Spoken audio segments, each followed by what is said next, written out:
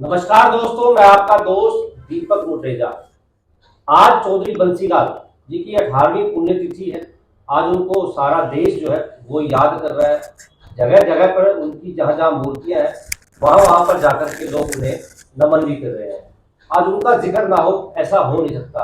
आज उनका जिक्र करने के लिए, उनकी बातों को दोहराने के लिए, उनको श्रद्धांजलि देने के लिए हम लोग भी एक तरह से बैठे हैं। आज हमारे साथ इस विषय के ऊपर बातचीत करने के लिए राम प्रताप शर्मा जी बंसीलाल जी के ओवैसी रहे हैं और हमेशा उनके साथ रहे हैं। सन 1972 से लेकर के वो बंसीलाल जी के साथ जुड़े थे और आज तक भी उनके परिवार के साथ जुड़े हुए हैं। राम प्रताप शर्मा जी के साथ साथ आज हमारे साथ अजय मल्होत्रा जी, जो कि वरिष्ठ पत्रकार भी हैं, राजनीतिक विश्लेषक भी हैं, वो भी हमारे साथ जुड़े हैं। आज उनके बारे में भी बातचीत करेंगे। सर, आपका स्वागत है। क्या कहेंगे सर चौधरी बंसीलाल जी के बारे में? वो जो मुख्यमंत्री थे, 3 बार वो मुख्यमंत्री रहे हैं और आपने और भी मुख्यमंत्री कई देखे हैं, उनके भी कार्य देखे हैं। उनके कार्य में और बंसीलाल जी के कार्य में कितना अंतर था? किस प्रकार से वो काम करते थे? चौधरी बंसीलाल जी के साथ मैं 50 साल से अधिक किसी न किसी रूप में उनके साथ जुड़ा रहा हूँ। जब वो अपने पद पे थे, मुख्यमंत्री थे या रेल मंत्री थे, तो मैं किसी न किसी सरकारी पद पे उनके साथ जुड़ा रहा हूँ, उनके साथ काम किया है। जब वो पदों पे नहीं थे तो भी मैं उनकी राजनीतिक गतिविधियों में उनके साथ जुड़ा रहा हूँ। बंसीलाल जी एक हरियाणा में एक विकास पुरुष के नाम से जाने जाते हैं। मैं अपनी विवेक से, बुद्धि से ये कहने में कोई संकोच नहीं करूँगा कि हरियाणा के राजनीतिक परिदृश्य में वो एक ऐतिहासिक पुरुष रहे हैं। उसकी वजह है, मुख्यमंत्री और भी हरियाणा में बहुत आए हैं पूरे टेन्योर में, but Bansilal ji was a different chief minister. उनकी जो कार्य प्रणाली थी, उनके जो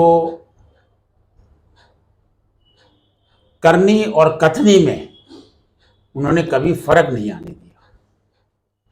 ऐसी अनेक घटनाएं उनके जीवन में मेरी उपस्थिति में उनके साथ काम करते हुए मैंने देखी हैं कि जैसे कोई व्यक्ति उनसे मिलने आया है और कोई बात उनसे रिक्वेस्ट कीजिए, ये मेरा काम, और उन्होंने अगर मुंह से कह दिया तेरा काम हो जाएगा, और वो पर्ची उनकी ले ली और जेब में रख ली या मेरे को दे दी।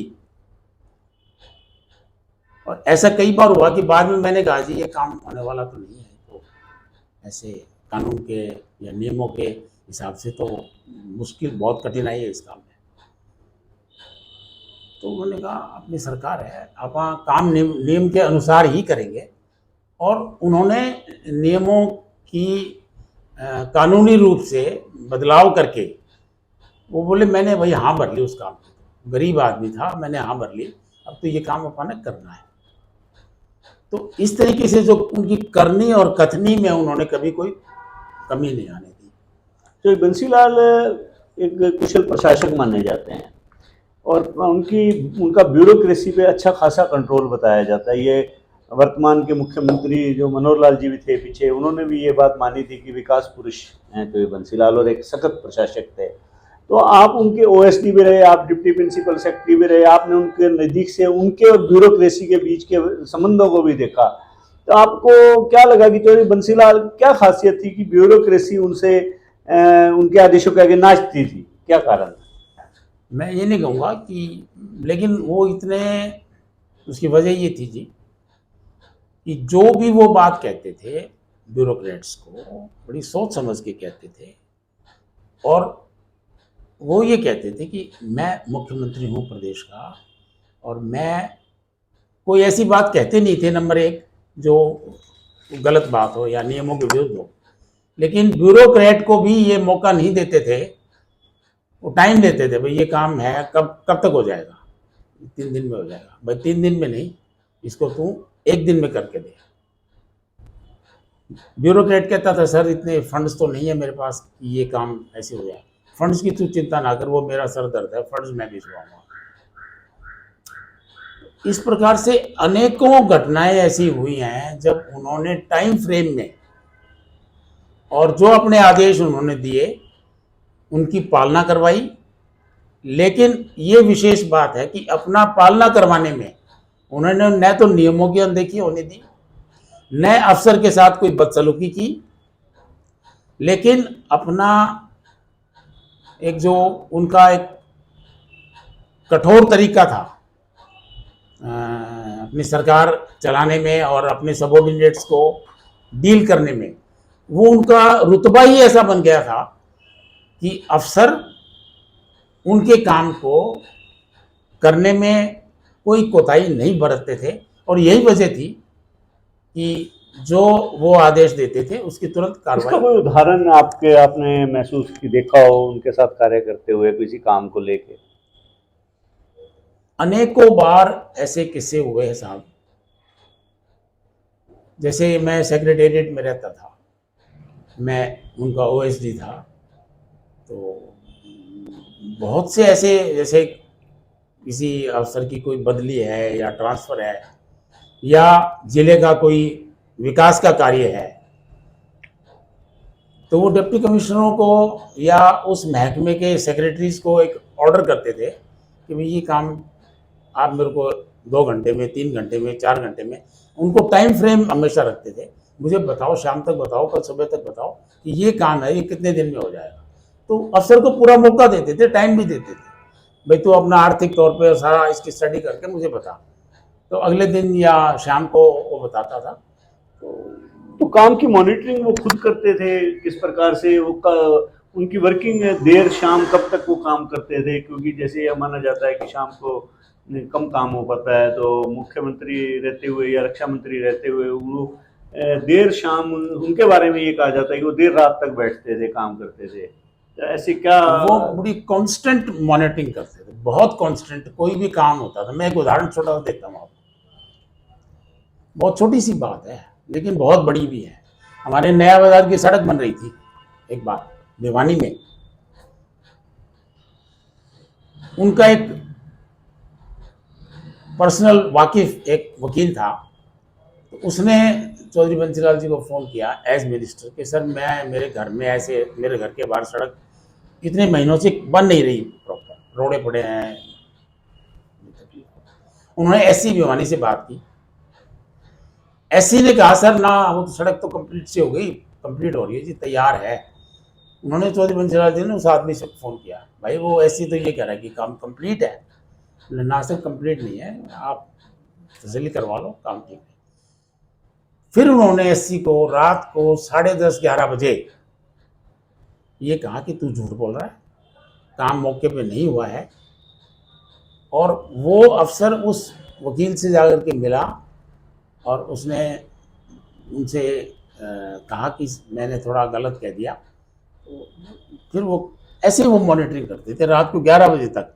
और जो संबंधित व्यक्ति होता था, जिसका वो काम होता था, उसे सीधी लाइन पे बात भी करते थे, खुद डायल कर लेते थे फ़ोन। तो बंसीलाल के बारे में कहा जाता है कि वो डीसीएसपी को कह के सोते थे, भाई कान के पास फोन रख के सोइयो। तो ये किसका क्या कारण है? ऐसा सर, ये बिल्कुल सही, 100% सही बात है। एक बार मतलब अक्सर वो अधिकतर डीसीएसपी को रात को सो के रात को बात करके ही सोते थे, क्योंकि मैं उनके बेडरूम में एज ओएसडी जब काम वो ख़त्म कर लेते थे तो हम दोनों बैठे रहते थे। तो वो मैं उनको ये देखता था कि वो कई बार पीए को भी नहीं कहते थे, अपने हाथ से डायल कर लेते थे डीसीएसपी के नंबर और उनसे पूछते थे भाई ठीक ठाक है, ठीक ठाक है, ठीक ठाक। एक बार रात को जब मैं 1 बजे घर आने लगा तो मेरे को कहा कि भाई फलां 2 जिलों के डीसी को और एसपी को एक मैसेज दे दो। मैंने कहा जी मैं सुबह क्या दूंगा, हम साधारण परिवार के लोग थे, हमने सोचा डीसी एसपी को रात को थोड़ी जगाएंगे, सुबह कह देंगे। तो उन्होंने कहा कि राम प्रताप, मैं जाग सकता हूँ और तू जाग सकता है, तो डीसी और एसपी तेरे मेरे से बड़े नहीं हैं। वो भी पब्लिक सर्वेंट हैं, जैसे हम काम कर रहे हैं, उनको भी they are suppose to do. तो भैया संकोच ना कर, अभी फ़ोन करना। मैंने रात को 1 बजे मैसेज दिया और डीसीएसपी रिसेप्टिव थे, उन्होंने ये शो तैयार बैठे थे, तैयार सर, तुरंत फ़ोन उठाया सर उन्होंने, और मेरे से बड़ी रिस्पेक्टफुली बात की। ये शो नहीं किया कि रात को 1 बजे फ़ोन कर रहे हो यार, ये कोई बात है, सुबह क्या देते हैं। और इतना उनमें एक बंसीलाल जी का रुआब था कि शर्मा जी देखना, हमारे बारे में ठीक सोचते हैं ना सीएम साहब। तो ये थी।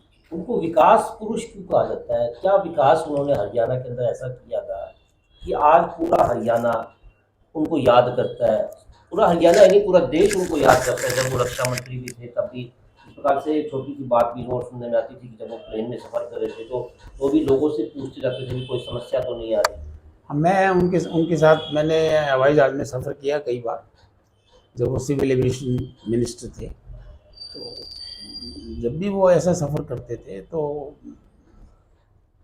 यात्रा के बीच में वो अपनी सीट पे खड़ा होकर पैसेंजरों के घूम के उनसे पूछते थे, भाई कोई कमी है तो बताओ, कोई दिक्कत है तो बताओ, आपका कोई सुझाव है तो बताओ, मैं बंसीलाल हूँ, मैं सिविल एविएशन मिनिस्टर हूँ, आपकी कोई दिक्कत है तो मुझे बताओ। तो इससे मैंने देखता था उनमें एक लगन थी लोगों की मदद करने की और काम करने की इच्छा शक्ति थी। कोई ऐसे अवॉइड सा नहीं करते थे, यार मिनिस्टर है होता रहेगा काम, तो चलता रहेगा, ऐसा नहीं था।